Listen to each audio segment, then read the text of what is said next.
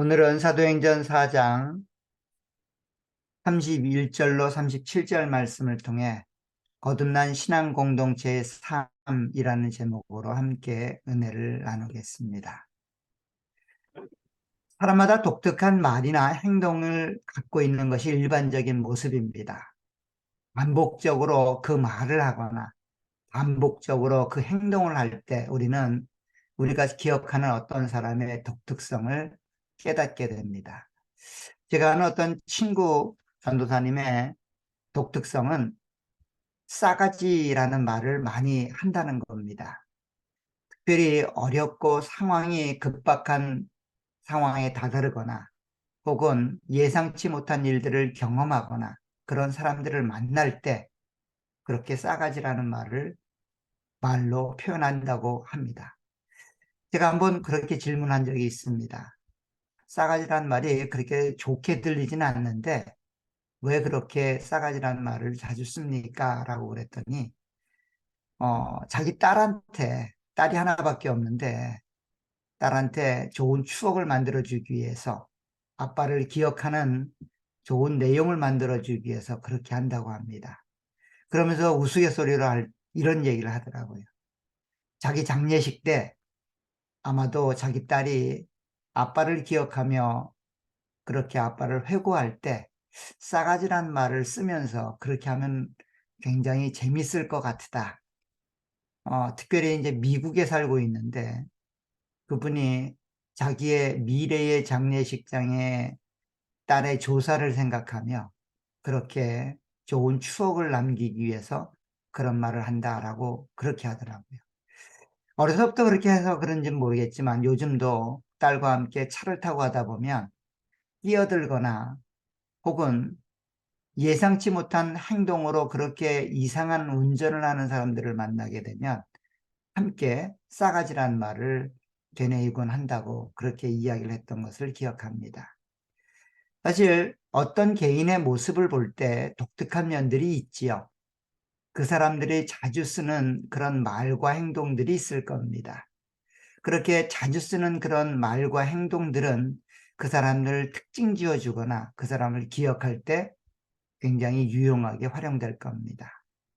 세상 가운데 살고 있는 성도들에게 이런 독특한 면들을 찾는다면 어떤 면들이 있을까요? 분명 세상 속에서 살지만 세상과 구별된 성도들의 모습 가운데도 세상에서는 볼 수 없는, 들을 수 없는 그런 행동과 말들이 있을 텐데 그런 독특한 성도로서의 독특한 말이나 행동이 있다면 어떤 것들이 있을까요? 그것이 어쩌면 우리들의 모습이고 우리들의 특징일 텐데 세상 가운데 구별된 성도, 구원받은 신앙 공동체, 거듭난 하나님의 사람들이 독특하게 쓰는 말과 행동, 삶의 모습이 있다면 그런 것들은 어떤 것이 있을까요? 아마도 오늘 본문이 그런 독특한 면 중에 하나일 겁니다. 구원받은 하나님의 백성들, 하나님의 자녀들의 모습 가운데 이 독특한 면들이 드러난다면 아마도 오늘 본문에 등장한 이 초대교회의 모습이지 않을까 생각을 해보게 됩니다. 이 땅을 살지만 세상에 속하지 않았고 유한한 인간 가운데 살지만 영생을 소유한 하나님의 백성들의 그 독특한 면들이 무엇인지 오늘 본문을 통해서 함께 배우고 그 삶을 우리의 삶 가운데 누려가는 저와 우리 모두가 되었으면 좋겠습니다. 오늘 본문은 사실 초대교회의 모습을 담고 있지만 그 모습이 굉장히 독특합니다. 그 모습은 유무상통 같은 모습이기 때문입니다. 오늘 32절에 보면 그 초대교회의 모습을 이렇게 설명합니다. 믿는 무리가 한 마음과 한 뜻이 되어 모든 물건을 서로 통용하고 자기 재물을 조금이라도 자기 것으로 하는 이가 하나도 없더라. 즉 자기 재산의 사유권을 인정하지 않는 듯한 모습입니다. 모든 물건, 모든 재산을 함께 활용하고 사용하는 마치 사회주의 같은 그런 모습으로 초대교회의 모습을 설명하고 있다는 겁니다. 그런데 이 초대교회 공동체의 모습인 이 유무상통의 모습이 오늘 사도행전에 처음 등장하는 것은 아니라는 겁니다. 이미 우리 사도행전 2장에서 이런 내용에 대해서 함께 살펴보았습니다. 우리 사도행전 2장으로 한번 가보십시오. 사도행전 2장 43절에 가보면 그 당시 초대교회의 모습을 이렇게 설명을 했었습니다. 2장 43절에 보면 사람마다 두려워하는데 사도들로 말미암아 기사와 표적이 많이 나타나니 믿는 사람이 다 함께 있어 모든 물건을 서로 통용하고 또 재산과 소유를 팔아 각 사람의 필요를 따라 나누어 주며 날마다 마음을 같이하여 성전에 모이기를 힘쓰고 집에서 떡을 떼며 기쁨과 순전한 마음으로 음식을 먹고 하나님을 찬미하며 또 온 백성에게 칭송을 받으니 주께서 구원받는 사람을 날마다 더하게 하시니라. 즉 초대교회의 모습을 이미 2장에서 한번 기록을 했고 오늘 4장에 다시 와서 그와 유사하게 유무상통을 생활화하는 초대교회 성도들의 모습에 대해서 우리 가운데 제시하고 있다는 겁니다. 사실 이런 모습을 보면 초대교회가 얼마나 유무상통 같은 내 것을 내 것이라고 주장하지 않는 사유화를 이야기하지 않는 그런 모습이었다라고 하는 것들을 오늘 본문 가운데 설명하고 있습니다. 그런데 오늘 본문 4장에 와서 이런 내용들을 보면 동일한 이야기의 반복처럼 보여집니다. 2장에서 이미 이야기했고 기록했던 초대교회의 모습에 대한 또 다른 반복처럼 쓰이고 있습니다. 반복일까요? 아닙니다. 이것은 반복이라기보다는 그 시대적인 상황 속에 일어났던 동일한 모습을 기록한 내용입니다. 사도행전 2장의 기록은 우리가 잘 아는 것처럼 성령 강림이라고 하는 새로운 시대를 열었던 그 시대의 모습을 기록하고 있습니다. 즉 성령 강림을 통하여 새로운 시대와 새로운 구원을 경험한 하나님의 사람들이 공동체를 형성하고 그 안에서 보였던 그 모습, 내 것을 내 것이라고 주장하지 않는 함께 활용하고 사용하여 하나님의 백성의 복을 누리는 그런 모습을 기록하고 있습니다. 그런데 오늘 사도행전 4장은 그 시대의 모습은 동일하지만 특별히 사도들에 의해서 안진뱅이가 걷게 되고 그 걸은 사건을 통하여 복음을 선포하고 복음을 나누었을 때 그 복음을 받은 자들이 보인 반응이었습니다. 사실 이런 내용은 오늘 4장 3절에 가면 이렇게 되어 있습니다. 4장 3절에 보세요. 그들을 잡음에 날이 이미 저물었으므로 이튿날까지 가두었으나 말씀을 들은 사람 중에 믿는 자가 많으니 남자의 수가 약 5천이나 되었더라.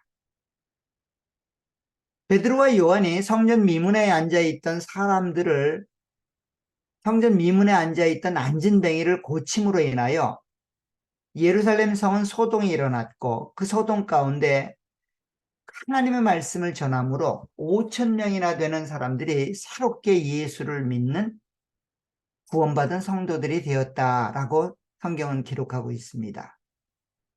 그 구원받은 5천 명이나 되는 성도들의 삶의 모습이 어떠했는가라고 하는 것을 오늘 보여주고 있는 거예요.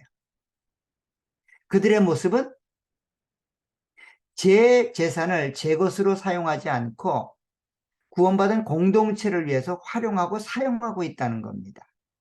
다시 말하면 오순절날 성령 강림의 역사를 경험했던 그 초대교회 교인들의 모습과 오늘 안진뱅이가 걷게 되는 사건을 통하여 복음을 듣게 되고 예수에 대해서 알게 된 그 구원받은 성도들과 다르지 않다는 겁니다. 동일한 모습이라는 겁니다. 그 동일한 모습은 뭐 어떻다는 거예요?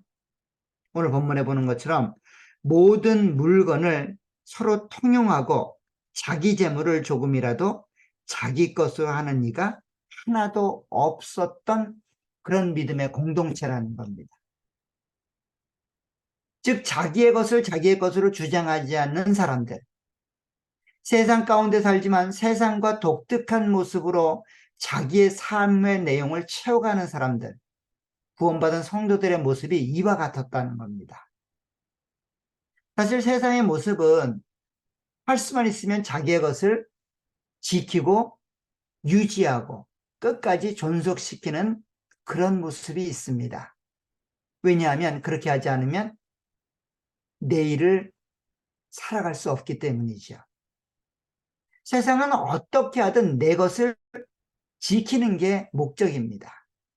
내 것을 끝까지 유지시키는 게 목적입니다.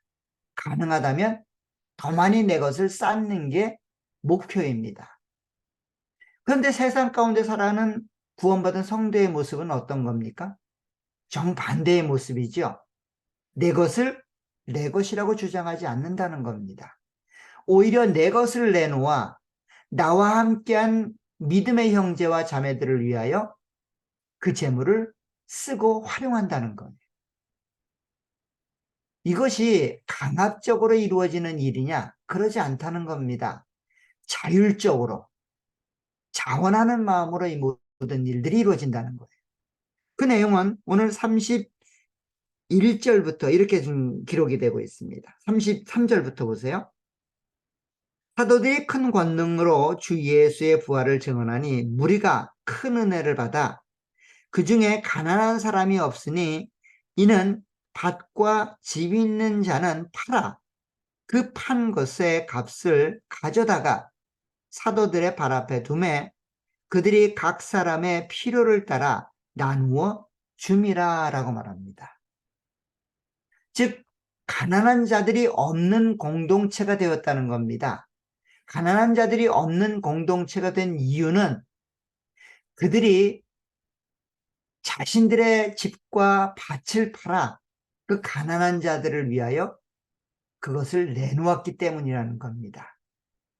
이게 억지로 하는 공동체의 규약이나 규칙이나 요구사항이 아니었다는 겁니다. 자율적으로 일어나는 자원하는 일이었다는 겁니다.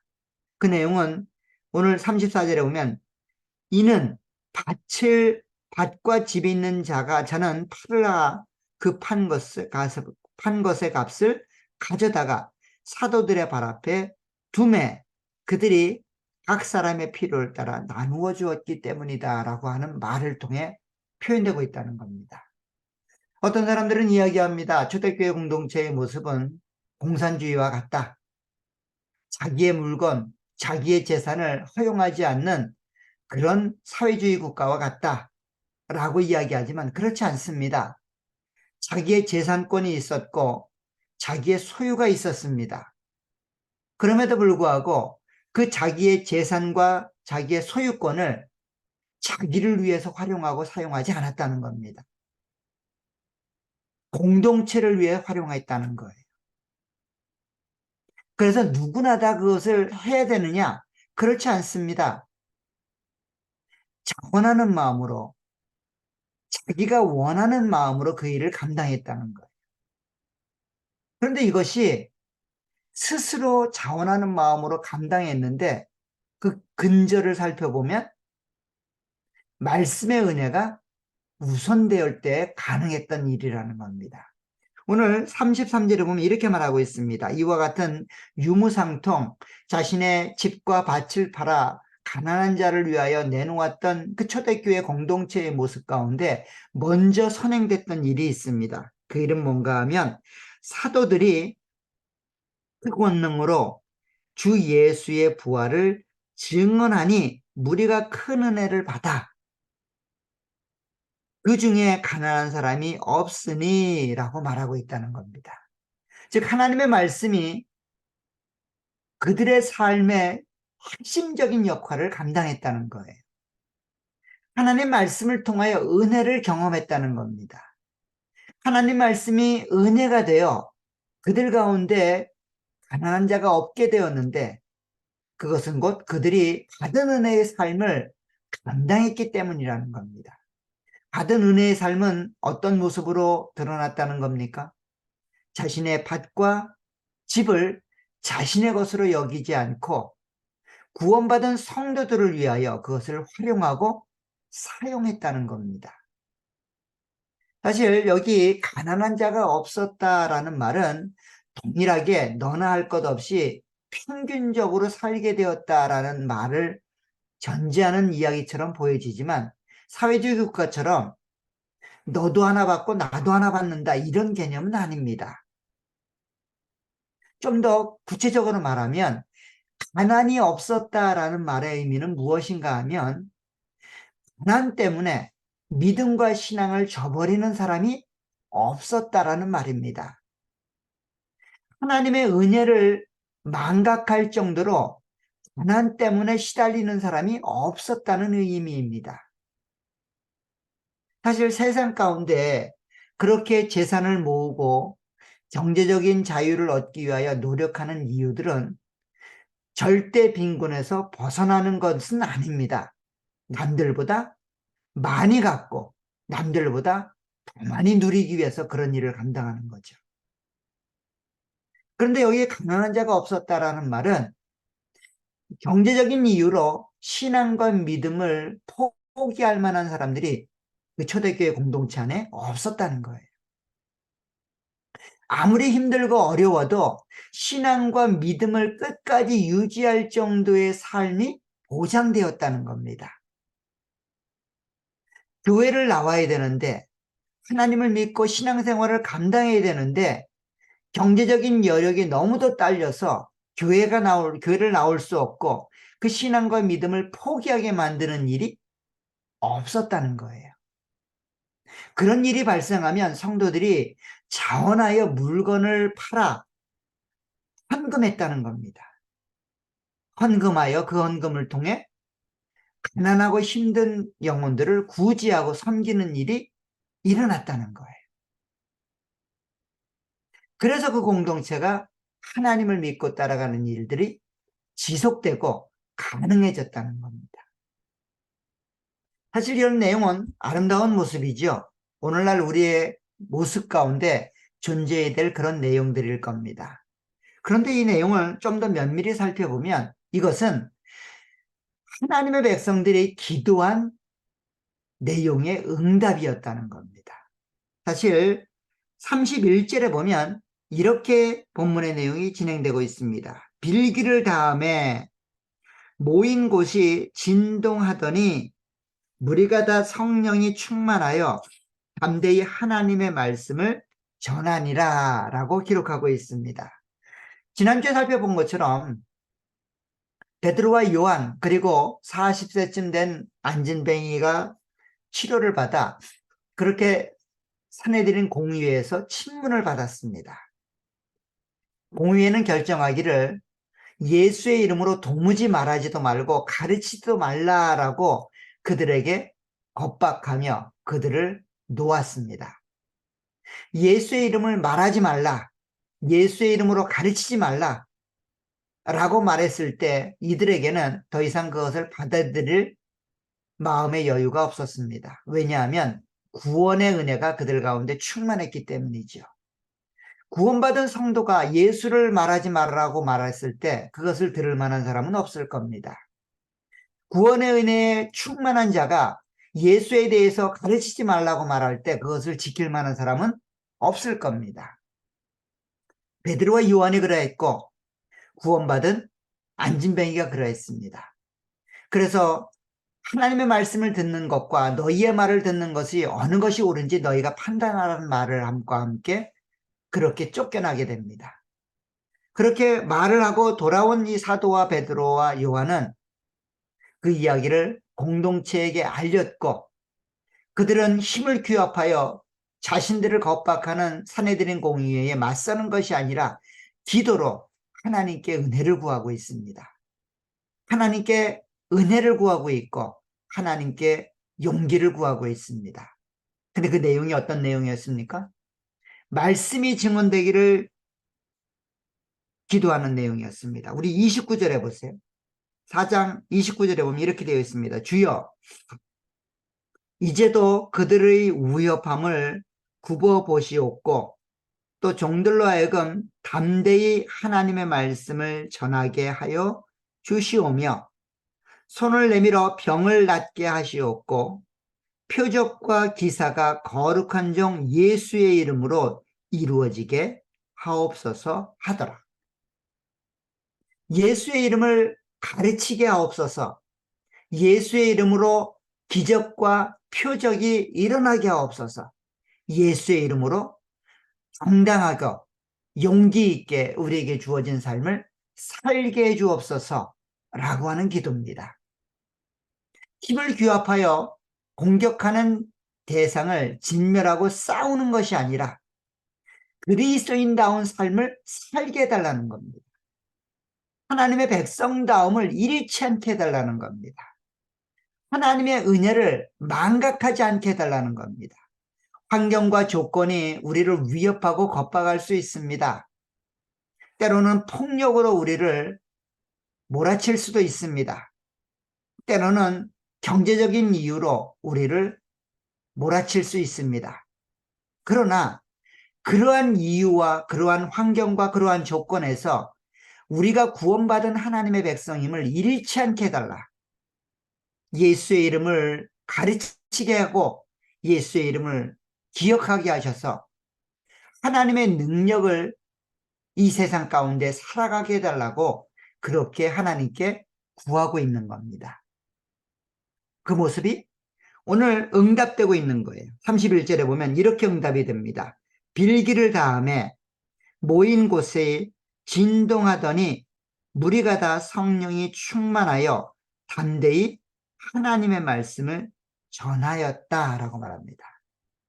천지가 진동하는 자연적인 변화를 경험하는 모습, 그것은 곧 하나님의 은혜가, 성도들의 기도가 하나님의 은혜를 통하여 응답되고 있음을 우리 가운데 확인시키고 있다는 겁니다. 그리고 그 결과는 어떻게 나타났습니까? 하나님의 말씀이 전파되는, 즉 복음이 흘러가는, 구원의 역사가 진전되는 그런 모습을 우리 가운데 보여주고 있다는 겁니다. 그 단면적인 모습이 오늘 본문에서 드러나고 있는 거예요. 그 단면적인 모습이 어떻습니까? 믿는 무리가 한 마음과 한 뜻이 되어 모든 물건을 서로 통용하고 자기 재물을 조금이라도 자기 것으로 하는 이가 하나도 없더라. 사도들의 큰 권능으로 주 예수의 부활을 증언하니 무리가 큰 은혜를 받아 그 중에 가난한 사람이 없으니 이는 밭과 집 있는 자는 팔아 그 판 것의 값을 가져다가 사도들의 발 앞에 두매 그들이 각 사람의 필요를 따라 나누어 주었다 라고 말하고 있다는 겁니다. 이 삶이 우리 가운데 이루어지고 있다는 거예요.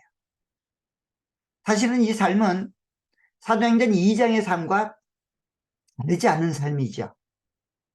오순절 성령 강림의 역사를 통하여 각자가 경험했던 새로운 시대의 모습은 바로 하나님의 은혜를 나누는 삶입니다. 세상 속에 살지만 세상과 구별된 모습입니다. 자기 것을 위하여 목숨 걸고 자기의 시간과 열정을 투자하는 세상 속에 살지만 우리는 우리의 목숨을, 우리의 재물을, 우리의 능력을 우리 자신만을 위해서 활용하거나 사용하지 않는다는 겁니다. 하나님을 위해 사용하고 하나님의 은혜를 경험한 자들을 위하여 사용한다는 겁니다. 이게 구원받은 성도의 특징이고 독특한 모습입니다. 구원받은 성도의 독특한 면이라는 거예요. 우리는 이미 고전 중에 하나였던 천로역정을 통하여 세상 가운데 구원받은 성도가 어떤 모습으로 살아야 되는지를 한번 읽어본 적이 있습니다. 구원받은 성도였던 전도자와 믿음은 허영의 시장을 통과하게 됩니다. 그런데 허영의 시장은 아주 오래전부터 존재했던 시장입니다. 세상이 존재하는 이유와 목적을 그대로 대변해주는 허영의 시장입니다. 그곳에서 믿음과 전도자는 위협을 당하고 결국 믿음은 순교를 당합니다. 이유가 뭘까요? 그들이 위협을 당하는 이유는 한 가지입니다. 그들이 입고 있는 옷이 다르기 때문입니다. 그들이 쓰는 말이 다르기 때문이에요. 결국 믿음은 그 허영의 시장에서 사람들에 의해 순교당하고 처형을 당합니다. 즉 구원받은 성도가 이 땅 가운데 그렇게 존재하고 살아갈 때 세상은 우리를 위협합니다. 왜냐하면 우리의 입고 있는 옷이 다르기 때문이에요. 우리가 쓰는 말이 다르기 때문입니다. 우리를 회유하고 우리를 겁박해서 우리가 쓰는 말을 못 쓰게 만들고 우리가 입고 있는 옷을 벗게 만드는 겁니다. 자신들과 동일한 삶의 내용으로 우리를 살게끔 만드는 겁니다. 자신들과 동일한 말을 우리로 하여금 하게끔 만드는 거예요. 그건 뭘까요? 자신을 위해 살게 하는 겁니다. 자신을 위해 살아가는 겁니다. 자신의 내일을 자신이 준비하는 겁니다. 그리스도로 옷 입은 우리의 모습은 내 것을 내 것이라고 주장하지 않고 하나님의 은혜를 따라 구원받은 백성답게 내 것을 내 것이라고 주장하지 않고 가난한 자를 위하여 그렇게 내 것을 함께 나누는, 즉 구원의 은혜와 복을 잃어버릴 만큼 환경과 조건에 힘들어하는 자들이 있다면 내가 도울 수 있는 방법으로 그 구원의 은혜를 기억할 수 있도록 그 공동체가, 그 은혜 받은 자들이 그 은혜를 누려야 되는데 세상은 그 은혜를 포기하게끔 만드는 겁니다. 세상과 동일하게 만드는 겁니다. 하나님을 위해 살지 않고 자신을 위해 살게 하는 겁니다. 내 미래를 내가 준비하는 겁니다. 내 것은 내 것이다라고 주장하는 겁니다. 이런 공동체가 점점점 많아지고 있다면 우리의 삶 가운데 이런 내용들이 점점점 우리 가운데 잠식되어 들어온다면 깨어나야 된다는 겁니다. 성령의 은혜로 새로운 시대를 사는 구원받은 백성들은 그런 삶을 살아서는 안 된다는 거예요.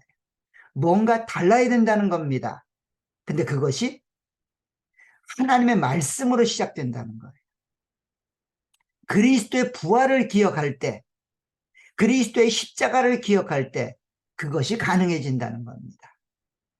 우리가 구원받았다고 하는 것, 구원받은 백성으로 산다고 하는 것, 그 삶을 이 땅에 유지한다고 하는 것은 하나님의 은혜로만 가능한 일입니다. 하나님의 사랑으로만 가능한 일입니다. 용기를 내셔야 됩니다. 그냥 한 번 듣고 한 번 살았다고 하여 그 삶이 반복되지가 않습니다. 왜냐하면 우리가 세상에 있기 때문입니다. 보고 듣고 행동하는 모든 사람들이 세상적으로 보고 듣고 행동하기 때문입니다. 그 세상 가운데 우리의 독특함, 우리의 특징을 드러내려면 용기가 필요합니다. 하나님의 은혜가 필요합니다. 하나님의 사랑이 필요합니다. 하나님 말씀의 은혜가 충만하게 매일매일 우리에게 공급될 때 우리는 그런 삶을 살 수 있습니다. 그런 삶은 은혜로 사는 삶이고 이미 이루어진 삶을 경험하고 누려가는 삶으로 우리 가운데 이루어질 수 있습니다. 사랑도 여러분, 그리스도가 허락하신 은혜와 복은 세상과 구별되는 모습입니다. 세상의 옷으로 그리스도를 옷 입을 수 없습니다. 그리스도의 옷을 덧입으려면 세상의 옷을 벗어버려야 됩니다. 벗어버리고 과거의 우리의 죄악된 삶을 단절해야만 합니다. 그래야만 그리스도로 옷 입을 수 있고 그래야만 그리스도의 말과 삶을 살아갈 수 있습니다. 우리는 새로운 피조물입니다. 그리스도로 옷 입혀졌고 세상 가운데 살아가지만 구원받은 하나님의 백성으로 이 땅을 살아가야만 합니다. 우리의 말과 행동은 이제 달라진 존재입니다. 그 달라진 말과 행동을 삶을 통하여 연습하고 훈련해 가시는 저와 여러분들이 되시기를 간절히 부탁드립니다. 오늘 하나님께서 말씀을 통하여 우리 가운데 날마다 은혜를 허락해 주실 겁니다. 그 주신 은혜와 복을 삶으로 누려가시길 간절히 부탁드립니다. 그 누리는 삶은 내가 경험하고 내가 알았던 나를 위한 삶이 아닙니다.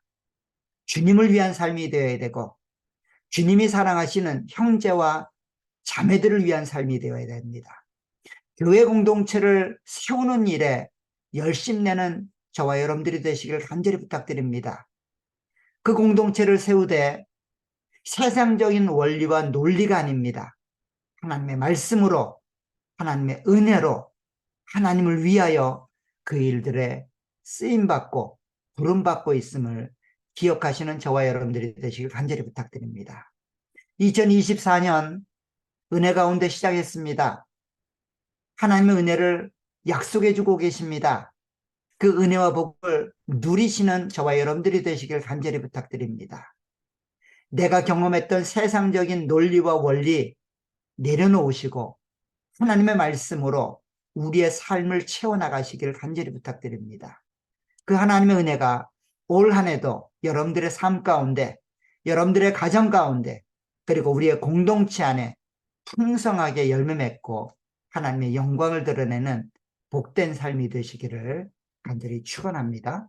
기도하도록 하겠습니다.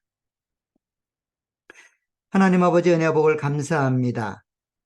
오늘 초대교회에 하나님의 구원을 경험했던 하나님의 사람들의 모습을 보게 됩니다. 그들이 세상의 위협 가운데서도 담대히 하나님의 말씀을 증거하며 한 형제자매 된 공동체를 위하여 내 것을 내어놓고 함께 복과 은혜를 누리는 아름다운 모습을 기록한 내용들을 함께 나누었습니다. 성령 하나님의 강림을 통하여 시작된 새로운 시대가 이처럼 세상과는 구별되는 독특한 구원받은 성도로서의 공동체의 모습으로 드러나고 있음을 말씀하여 주시니 감사합니다. 우리가 그러한 공동체의 일원이 되었고 우리가 그러한 하나님의 은혜를 받고 있음을 우리로 기억해 은혜 내려 주옵소서. 끝까지 하나님을 기억하며 그 하나님의 나라를 이루는 하나님의 사람들이 될 수 있도록 은혜 내려 주옵소서. 용기 있게 실천하는 그 은혜와 복을 누리는 삶을 살아갈 수 있도록 은혜 내려 주옵소서. 다시 한번 2024년을 그렇게 시작을 합니다. 지금껏 인도해 오신 것처럼 하나님의 은혜와 복이 지속적으로 우리 가운데 내려지고 있음을 우리로 기억해 하셔서 소망 가운데 우리의 연약함을 하나님을 의지하여 믿음 가운데 그렇게 시작하는 한 해가 되기를 소원합니다. 오늘 약속하신 말씀처럼 하나님의 부활의 은혜가 우리 가운데 잊혀지지 않도록 우리 가운데 환경과 조건 때문에 구원의 은혜와 복을 망각하는 자들이 생기지 않도록 우리의 눈을 들어 함께 동역하며 함께 세워나가는 귀한 공동체가 될 수 있도록 은혜 내려 주옵소서.